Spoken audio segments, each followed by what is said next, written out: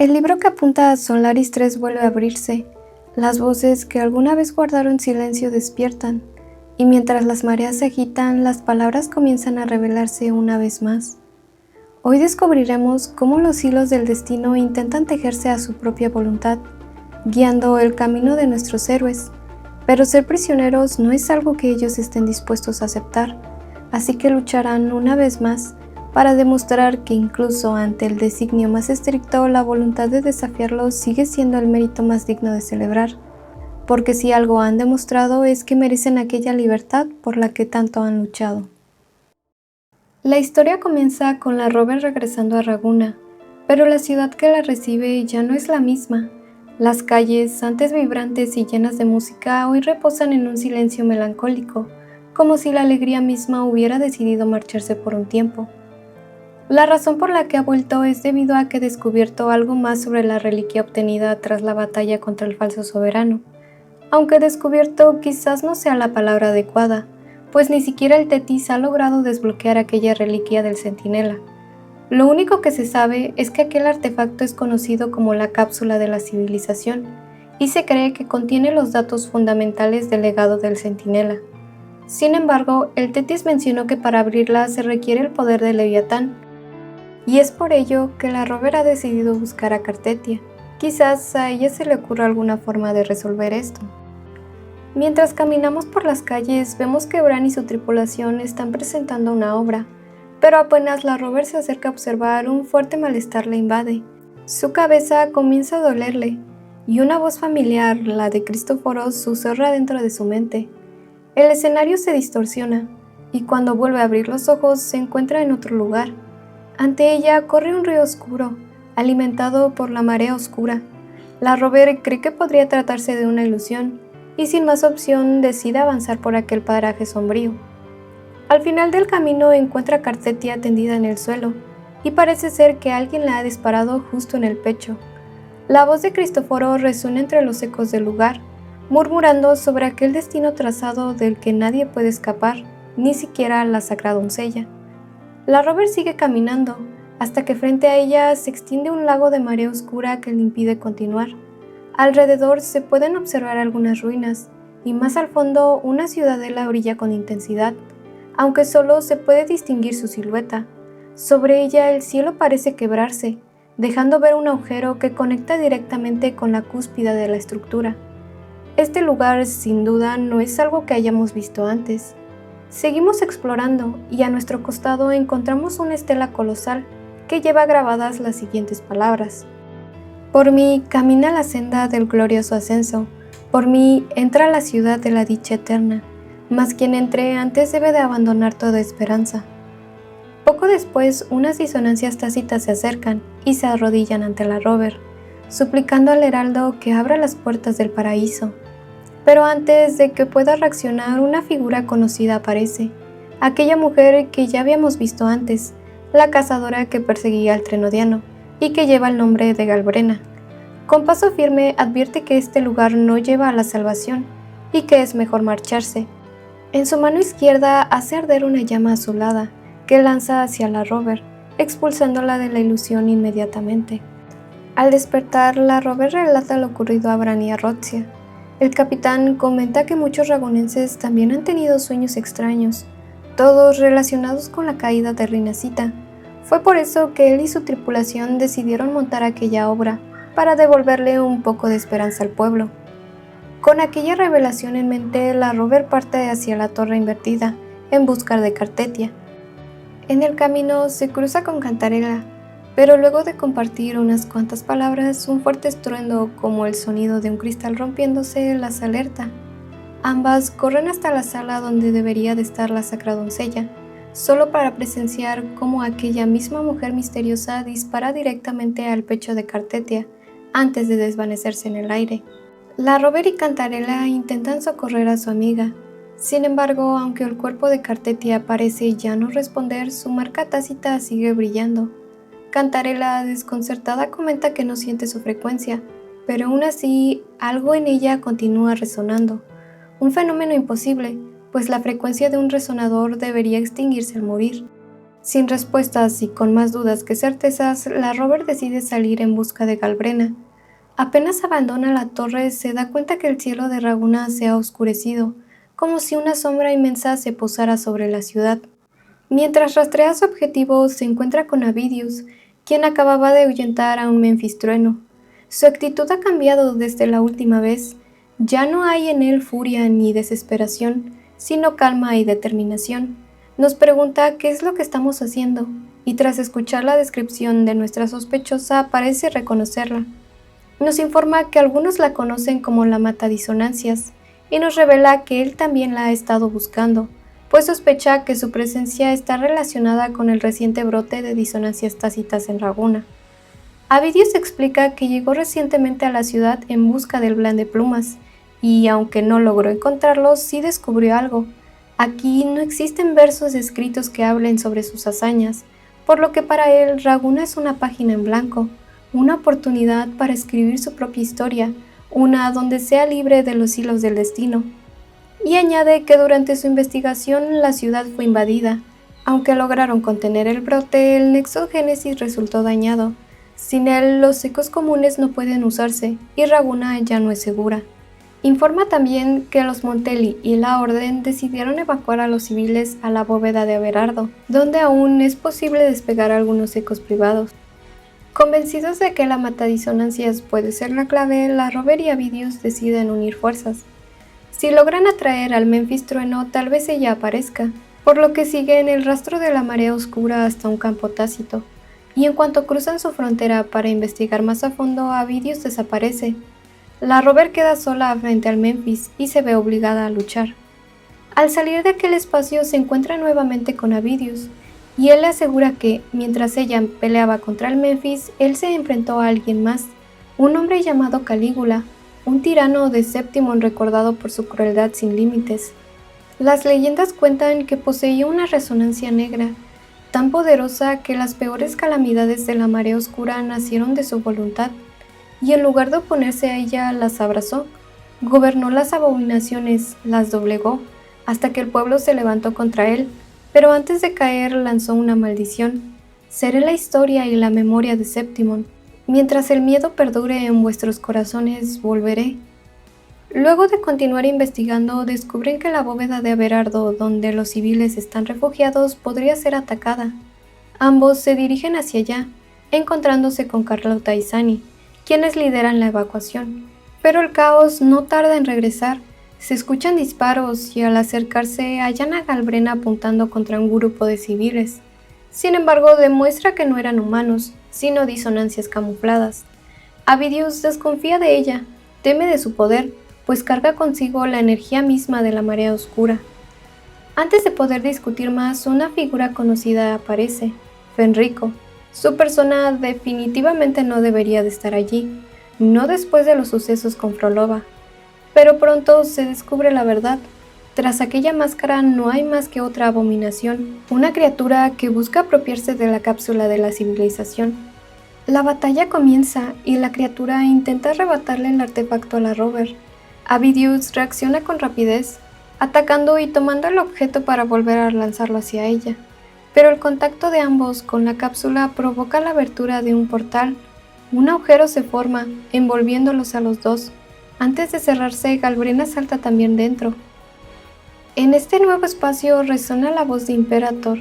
La rover, quien ahora se encuentra sola, ve a lo lejos un artefacto compuesto por múltiples cubos interconectados y también a una figura familiar, la misma mujer que se ve al inicio de la historia. Pero antes de poder acercarse, la imagen se desvanece. Imperator revela que, cuando se fusionó con el Leviatán, este se apoderó de un fragmento de su mente y un vestigio de su poder de separación. Para proteger sus datos primordiales, los dividió y guardó dentro de aquel espacio. También explica que la cápsula de la civilización guarda los orígenes de Rinascita, su nacimiento, su historia y sus memorias más antiguas. Nos relata cómo el pueblo llegó a Rinascita bajo su guía, y cómo el Leviatán, nacido del temor del pueblo al mar, se hizo pasar por él, obrando falsos milagros y alimentándose de la fe ciega de las gentes. Finalmente, cuando Imperator lo enfrentó, el Leviatán desató la marea oscura, dejando cicatrices en el mundo. Fue entonces cuando Imperator comprendió su error. Había forjado una civilización a su imagen, guiado por el orgullo de creer que sabía qué era lo mejor para todos. Pero el destino no debía ser impuesto, debía ser elegido. Solo el pueblo podía escribir su propio futuro. Luego de aquel mensaje, Galbrena aparece, revelando que todo lo que ha hecho fue para salvar a Cartetia, pues aun cuando en teoría está muerta, dice que aún puede regresar, pero solo si el Leviatán cae. También confiesa que el Trenodiano robó una parte del poder del Centinela durante la batalla contra la Sacra Doncella, ocultándola en la gema que Cristoforo tomó. Galbrena revela que deben de encontrar al Heraldo, pues este resuena con las emociones más oscuras de Rinascita, y esas emociones son anclas que alimentan a la marea oscura. La Rover medita por un instante aquella revelación, y solo un hombre parece encajar en aquel destino, Avidius. Cuando por fin logramos encontrarlo nuevamente, Avidius está irreconocible. La marea oscura lo ha consumido casi por completo. Sus manos, su rostro, casi todo su cuerpo ha ennegrecido. Sin embargo, su conciencia aún persiste. Relata que, al ser arrastrado al interior de la cápsula, una frecuencia negra lo devoró. Vio los comienzos de Rinascita y los recuerdos de su gente, pero también vio el rostro de Calígula, y era igual al suyo. Él era su pasado, su presente y su futuro. Al salir, observó cómo los engendros de la marea se reunían en las colinas de Tesaleo. Intentó detenerlos, pero cayó en un torrente del caos que despertó con rapidez los recuerdos antiguos de los Fisalia, corrompiéndolos y corrompiéndose también él en el proceso. Cansado, lanzó una pregunta al aire. Si mis sueños, si mis esperanzas eran reales, ¿por qué todo había terminado de esa manera?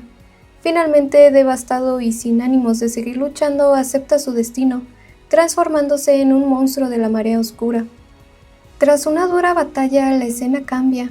Avidius se encuentra dentro de un espacio de la marea oscura, enfrentándose a los susurros que lo atormentan. A lo lejos, un recuerdo olvidado cobra vida. Ve a Galbrena de niña, siendo devorada por la marea. Pero en lugar de rendirse, la pequeña decide enfrentarse a ella, usando su voluntad para dominar aquel poder corrompido. Inspirado por esa imagen, Avidius hace lo mismo. Abre su pecho y absorbe a todos los engendros a su alrededor. Entonces, con voz urgente, le pide a Galbrena que ponga fin a su existencia y a las criaturas que ha encerrado en su interior. Antes de desaparecer, Avidius nos revela su último deseo, convertirse en una historia que devuelva esperanza a la gente. Al final, fue un gladiador que siempre anheló la gloria de Septimon, y aunque el destino trató de dictar su final, hasta el último instante él mantuvo su determinación y su deseo de luchar contra aquello que lo había condenado. Sin embargo, tras aquel trágico final, Galbrena explica que el heraldo de la marea oscura es el ancla que sostiene la realidad de los engendros. Por esa razón, debe ser alguien físico y real. Lamentablemente, Avidius, al haber nacido de la marea, nunca pudo serlo, así que, aun con su sacrificio, la búsqueda de este ser continúa. Cuando regresamos en búsqueda de Cantarella, encontramos a una niña llorando. Al acercarnos, la marca tácita de nuestra mano brilla, pero no con una luz blanca, sino con una tonalidad morada. En ese instante, la niña se transforma en un engendro, y una ilusión de flor de lis corrompida toma forma y susurra, intentando invadir nuestra mente. Galbrena reacciona con rapidez y deshace la ilusión antes de que la oscuridad termine por consumirlo todo. Cuando la Rover despierta, ella le explica que ciertas emociones resonaron entre todos, y que su marca tácita abrió un portal que se alimentó de su propia presencia, expandiendo la corrupción. Sin embargo, antes de que aquel abismo tomara forma, Galbrena logró cerrarlo. Confusa, la Rover le pregunta qué había más allá de ese portal. Galbrena le responde que se trata del reino forjado por el Leviatán, el paraíso peregrino. Y si aquel ser está intentando que la Rover abra esas puertas, solo puede significar una cosa. Avidius fue solo un señuelo. La verdadera heraldo de la marea oscura es ella. El siguiente acto nos lleva a Septimon, específicamente al acantilado de los Tres Héroes. La marea oscura se ha extendido hasta ese lugar, alarmando a sus habitantes, pues nunca antes había llegado tan lejos. Se decía que aquel acantilado estaba protegido por la bendición de los Tres Héroes que alguna vez lucharon allí, y por siglos su presencia mantuvo el lugar a salvo, hasta ahora. La marea lo ha alcanzado y el antiguo refugio se ha convertido en el nuevo frente de batalla. Junto a Juno, la rover llega al campamento donde encuentran a Augusta y Lupa. No tarda en ponerlas al tanto de la situación, advirtiéndoles el renacimiento del Leviatán y de cómo su poder está impulsando la expansión de la marea. Pero no hay tiempo para conversaciones. Un nuevo brote de engendros surge cerca del campamento y deben de actuar de inmediato. La batalla comienza.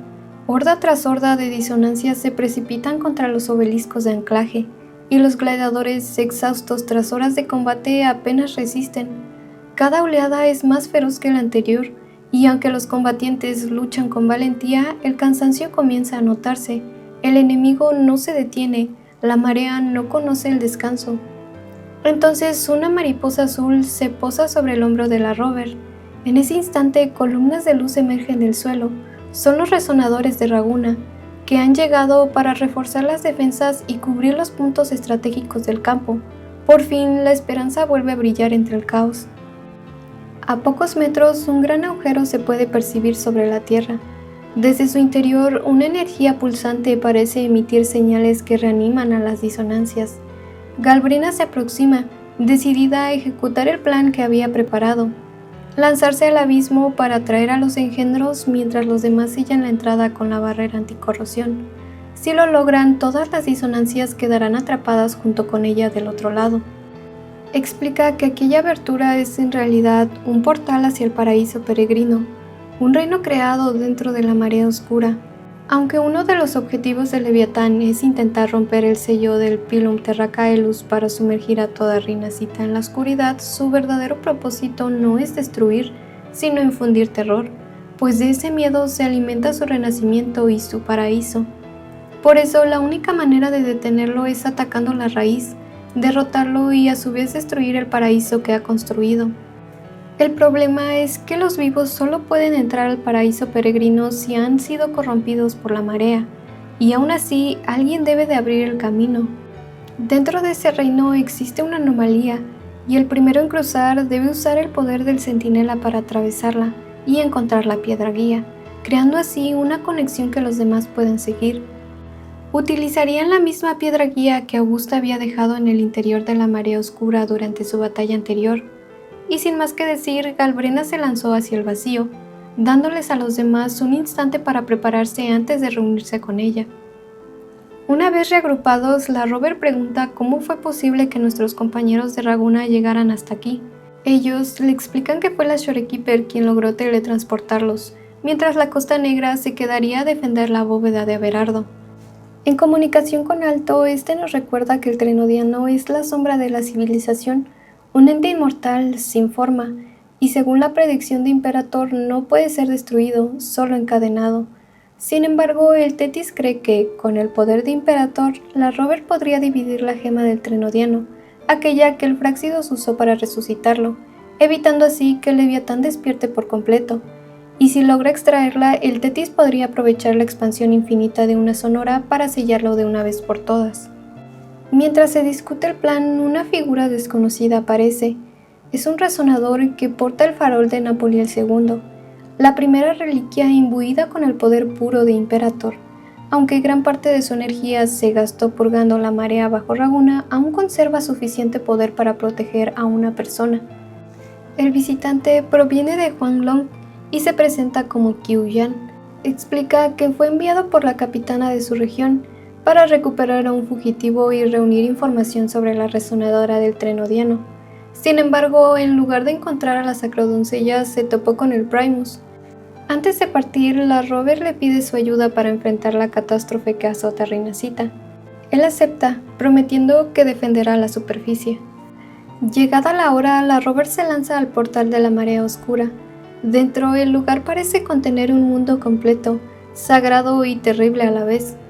Poco después aparece Quimera, la disonancia que siempre acompaña a Galbrena. Dice que nos ayudará a anclarnos a su compañera, pero para encontrarla primero debemos de conocer su pasado. Así, la rover comienza a explorar aquel mundo distorsionado, reviviendo los fragmentos del pasado de Galbrena.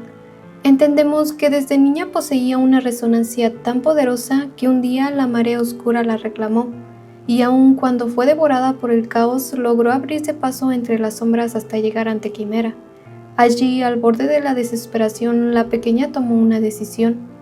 Si no podía escapar de la marea, entonces la dominaría. Pero la verdad que creíamos conocer era otra. Quimera no la había salvado, pues este solo se había aprovechado del momento para habitar su cuerpo y renacer a través de ella. Quienes realmente la habían ayudado a escapar fueron las almas humanas que alguna vez conoció en vida. Y aunque Galbrena logró salir de aquella oscuridad, jamás conoció el descanso. Luego de ello, las calamidades de la marea la perseguían sin tregua, tratando de devorarla. Por ella huyó de Rinascita, emprendiendo un viaje hacia tierras lejanas. Con el tiempo aprendió a leer las fluctuaciones de la marea oscura y advertía a otros sobre las desgracias que se avecinaban, pero pocos escuchaban a una niña marcada por las llamas. Los hombres preferían creer que en realidad aquella pequeña era la que traía el mal, asociándola a una disonancia tácita legendaria llamada Galbrena, un demonio de fuego eterno que devoraba almas. Lejos de huir de esa fama, la joven adoptó aquel nombre, usándolo a su favor para salvar a otros, incluso sabiendo que eso la condenaba. Sin embargo, un día la verdadera Galbrena apareció, un ente oscuro envuelto en llamas arremolinadas. La joven pidió a Quimera su poder devorador, y a cambio ella le ofreció parte de su propia frecuencia. Tras una batalla feroz, salió victoriosa y reclamó aquel nombre como el suyo, borrando su identidad anterior. Desde entonces, Quimera le recordó que si no se alimentaba de nuevas frecuencias, él devoraría su alma poco a poco. Por eso, ahora ella caza sin descanso, no por deseo, sino por necesidad. Regresamos al presente, y la Rover por fin se reencuentra con Galbrena, quien exhausta pero firme por fin le revela el plan que había elaborado junto con Cartetia. Nos explica que, para derrotar al Leviatán, es necesario anclar su forma. Por ello, la Sacra Doncella propuso usar el poder del Trenodiano que aún permanece en ella como cebo, pues ahora ese poder es casi indistinguible de la frecuencia de su humanidad. De esta manera, el Leviatán consumiría su parte humana, y así Cartetia podría anclarlo a través de ella, atrapando toda su frecuencia en un mismo lugar. Y como el Leviatán solo percibe lo que la gente cree, era necesario que todos creyeran que la Sacra Doncella estaba muerta, para que así él bajara la guardia. Luego de ello, siguieron avanzando hasta alcanzar el mismo lugar que la Rover había visto en la ilusión mostrada por Cristoforo. Ahora sabía que se trataba del paraíso peregrino, y que más allá se encontraba la piedra de anclaje que Augusta había dejado atrás. Sin embargo, cruzar no sería sencillo. Un solo paso bastaría para despertar la marea oscura. Fue entonces cuando un barquero esquelético emergió de las sombras. Vestía una túnica oscura y su cuello estaba adornado con monedas doradas. Al principio se negó a ayudarlas, pero finalmente accedió a guiarlas hasta el otro lado. Una vez allí, ambas avanzaron hasta la piedra de anclaje, donde la Rover la purificó y restableció la conexión con Augusta y los demás, quienes ya se preparaban para unirse a la batalla contra el Trenodiano. La escena cambia a la superficie, y mientras nuestros aliados se preparan, un enemigo familiar aparece. Con cartas imbuidas en su frecuencia, Scar desata el caos a su alrededor. Sin embargo, Qiu Yuan cumple su promesa y se enfrenta a él, revelando que aquel fugitivo no era otro que el mismo a quien debía llevar de vuelta a Huang Long. En medio del enfrentamiento, Frolova hace su aparición y con un golpe de gracia libera la marea oscura que había permanecido contenida. Una vez libre, la corrupción se expande con violencia, engullendo el campo entero y llevándose consigo también a los resonadores. De regreso con la Rover, el barquero vuelve a aparecer, atacando y destruyendo la piedra de anclaje. Galbrena lo enfrenta y descubre su verdadera identidad, pues se trata del gran arquitecto. Ella decide quedarse para detenerlo, pidiéndole a la Rover avanzar hacia las puertas del paraíso, donde debe hacer resonar las campanas para guiar a sus compañeros atrapados en la oscuridad. Cuando está a punto de llegar, Cristoforo por fin hace su aparición. Le recuerda que el destino de Rinascita fue forjado por el Centinela y le plantea una pregunta. Si el destino de la humanidad fue escrito por un ser superior, ¿no deberíamos ser nosotros quienes rasguemos el viejo guión y escribamos uno nuevo? Le ofrece otra vez unirse a ellos y convertirse en la autora del destino, pero la Rover comprende que esa pluma no le pertenece ni a él ni a ella. Cristóforo sonríe y hace su movimiento. El suelo se quiebra bajo los pies de la rover, arrojándola al abismo, donde la marea oscura la atrapa antes de que siquiera intente escapar. La escena se oscurece y en otro punto Galbrena continúa su lucha contra el gran arquitecto, descubriendo que ella era su verdadero objetivo. Él le ofrece unirse a ellos y a cambio le promete poder, asegurando que podría otorgarle incluso el de los Trenodianos. Y si lo que desea es guiar, juntos conducirían a la humanidad hacia un futuro más allá de toda comprensión. Por supuesto, ella se niega, no desea poder sino libertad. Entonces el gran arquitecto la ataca de nuevo y su mano atraviesa su cuerpo. Sin embargo, esto era justo lo que ella esperaba. Su sangre se derrama sobre su contrincante y se enciende al instante, convirtiéndose en una llama inextinguible. Y también, gracias a ello, las llamas de Galbrena purifican las frecuencias corruptas del lago. Las almas liberadas se reúnen y adoptan la forma de Cetus, el rompemareas, arrastrando al gran arquitecto hacia las aguas ardientes. Tras despedirse de aquellas almas que ha liberado, Galbrena da media vuelta y corre en busca de la rover, a quien encuentra atrapada dentro de una burbuja de marea oscura. Pero, fiel a su naturaleza, aquella que desafía el destino y nunca se rinde, usa una vez más el poder de sus llamas para intentar liberarla, incluso si eso significa consumir lo que queda de sí misma. La imagen se disuelve y vemos a la rover en un lugar gris, casi desértico. El silencio domina aquel paisaje vacío. Mientras avanza por el sendero, observa las lápidas de sus compañeros una tras otra, como si cada paso la hiciera recorrer los recuerdos de todo lo que había perdido. Finalmente llega al borde de un gran manto de agua oscura. No es profunda, apenas cubre el suelo lo suficiente para que cada paso haga eco en el vacío. Frente a ella, una montaña de roca se alza entre la nada, y más allá solo el horizonte infinito. Un mar oscuro, inmóvil, sin final, reflejo exacto de la soledad que la acompaña desde hace tanto tiempo. Entonces una voz rompe el silencio. Es Galbrena. De alguna forma ha logrado colarse en aquel lugar. Le explica que este espacio es un paisaje mental de la rover, una manifestación creada por el Leviatán al extraer fragmentos de su mente. Le dice que ha visto muchos mundos, pero ninguno como este, lo que solo puede significar que este lugar encierra algo muy importante para ella. Galbrena le pide que mire hacia el otro extremo del cielo, que dirija su vista hacia las estrellas. La rover obedece, y al hacerlo, la duda que pesaba sobre su corazón se disipa. Ahora sabe lo que debe hacer. Galbrena coloca una chispa en su mano, una pequeña llama destinada a guiarla. Le dice que debe de avanzar, caminar a través de la oscuridad hasta alcanzar la luz. Cuando la rover despierta de aquella ilusión, se encuentra rodeada por sus compañeros, y junto a ellos Galbrena, debilitada pero con vida. Pronto comprendemos la magnitud de su sacrificio. Para salvarnos quemó su propia vida, sobrecargando su poder para desgarrar la ilusión creada por la marea oscura. Quimera, su eterno compañero, soportó parte de aquella carga para evitar que ella desapareciera por completo. Mientras tanto, cuando los demás fueron arrastrados por la marea oscura, los ecos de Rinacita respondieron al llamado de la humanidad. Su esperanza, su voluntad de sobrevivir resonó más fuerte que la oscuridad, y aunque la piedra guía fue destruida, lograron llegar hasta allí siguiendo otro rastro, el ancla de la esperanza que la misma rover les ofrecía. Sabemos también que, a través de la marea, todos compartieron sus memorias, y así entendieron el plan que Cartetia y Galbrena habían trazado. Pero como Abby ya no puede sostener la carga de la gema, Galbrena decide asumirla. Usará su poder devorador para mantener la gema del Trenodiano dentro de sí misma. Por eso es que el Fráxidus la ha señalado como su verdadero objetivo. Ahora todos se encuentran ante las puertas del paraíso. Juntos, por primera vez desde el inicio de la tragedia, avanzan con una sola voluntad. Es hora de atravesarlas y ponerle fin a la falsa divinidad. Al cruzar, hallan a Leviatán, que ha tomado la forma corrompida de Flor de Lis. Su voz retumba como un trueno entre las sombras, proclamando ser la única divinidad digna de gobernar Rinacita. Y así comienza la batalla final. La lucha es intensa. Cada resonador entrega hasta el último fragmento de su poder. La rover logra asestar un golpe decisivo que despierta a Cartetia, separándola del cuerpo de Leviatán. Enfurecido por la traición de su propia creación, el Leviatán reúne toda su energía y la lanza con furia sobre ellos. Pero Cartetia tiene un último plan.